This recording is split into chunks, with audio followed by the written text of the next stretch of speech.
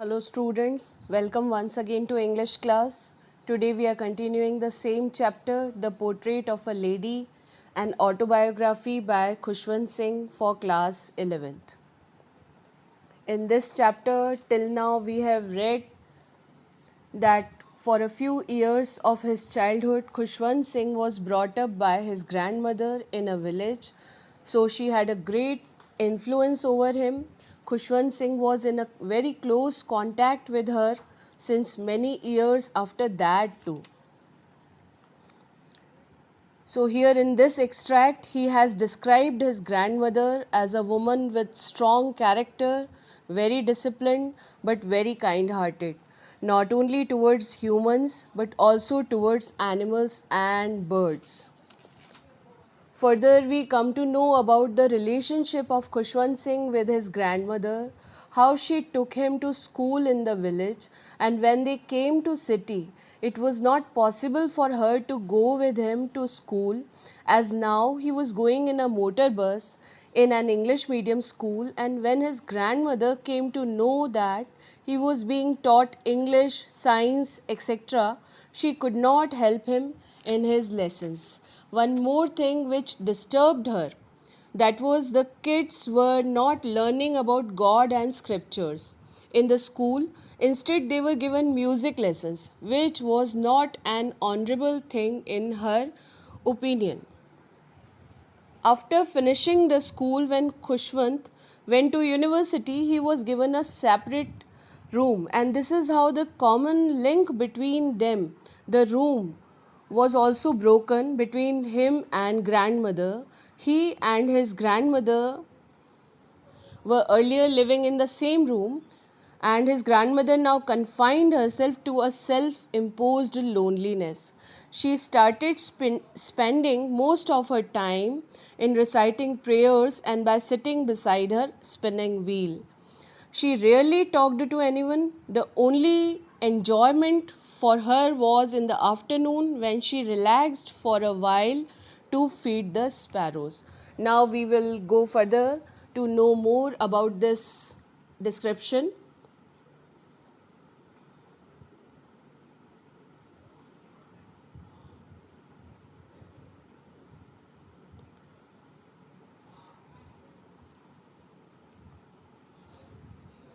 After completing the university, next paragraph we are taking.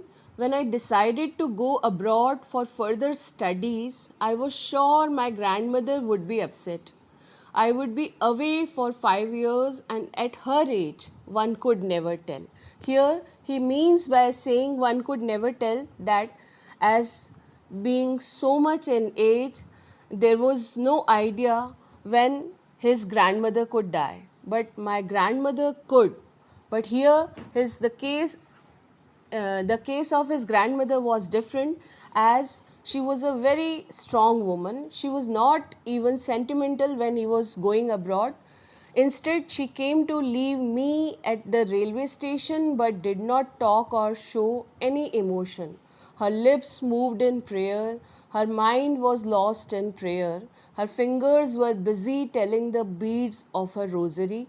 Silently, she kissed my forehead, and when I left, I cherished, I always remembered the moist imprint as perhaps the last sign of physical contact between us. So, these are the feelings of Khushwant Singh towards his grandmother, how he was feeling when he was going abroad, and that imprint of kiss on his forehead he remembered and cherished forever in his life. But that was not so. After 5 years, I came back home and was met by her at the station. Why he is saying that was not so? As he was imagining this was the last meeting when he was going abroad with his grandmother, and she could die any time. But after 5 years, when he came back home and he was met by her at the station, she came to receive him at the station. She did not look a day older. She still had no time for words, and while she clasped me, while she hugged him in her arms, I could hear her reciting her prayers. Even on the first day of my arrival, her happiest moments were with her sparrows, whom she fed longer and with frivolous rebukes. Here, Kushwant is describing the feelings of his grandmother, her happiness when he came back again to India after studying. So that day she fed the sparrows longer than the usual time, and with frivolous rebuke she was scolding them again and again. In the evening, a change came over her. She did not pray. This was the another amazing change Kushwant noticed in his grandmother, that she was not praying that day. Instead, what she did, she collected the women of the neighborhood, got an old drum and started to sing. For several hours, she thumped the sagging skins of the dilapidated drum. Here, these words are again highlighted to show you the importance of the happiness and excitement of grandmother, how she was thumping the old and worn out skinned drum and singing songs with the neighborhood women, and sang of the homecoming warriors. She was singing the song of homecoming warriors, which she was connecting to her grandson. We had to pursue her to stop to avoid overstraining. This Khushwant Singh is saying that the family members had to request her to stop to avoid overstraining, as it could adversely affect her health. That was the first time since I had known her that she did not pray. So, this was the extreme situation of her excitement as she was showing towards her grandson. The next morning, she was taken ill, and obviously, the result was that she was taken ill after doing a lot of exertion the day before. It was a mild fever, and the doctor told us that it would go. But my grandmother thought differently. She told us that her end was near. So, grandmother had the idea already that she was not going to live for longer now. So, opposite to the doctor's opinion, she said that she was going to die soon, and she said that since only a few hours before the close of the last chapter of her life, she had omitted to pray.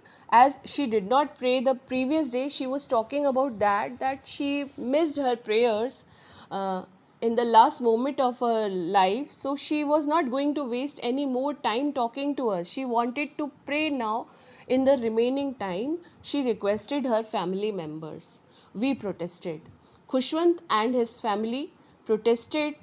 They opposed her opinion. They wanted that she should take rest instead of praying. But she ignored our protests. She lay peacefully in bed, praying and telling her beads. Even before we could suspect, her lips stopped moving and the rosary fell from her lifeless fingers. Here, the writer is describing that how while praying she died peacefully. A peaceful pallor, pale color, yellow color spread on her face. Her face became pale because of death, and we knew that she was dead. We lifted her off the bed, and as is customary, as is tradition, this is a tradition in the Indian families, that after death the dead body is laid down on the ground. So they laid her on the ground and covered her with a red shroud, the cloth which is used to cover a dead body.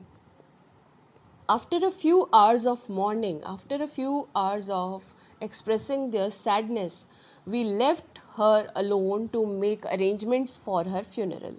In the evening, we went to her room with a crude stretcher. Crude stretcher here, handmade wooden stretcher to take her to be cremated.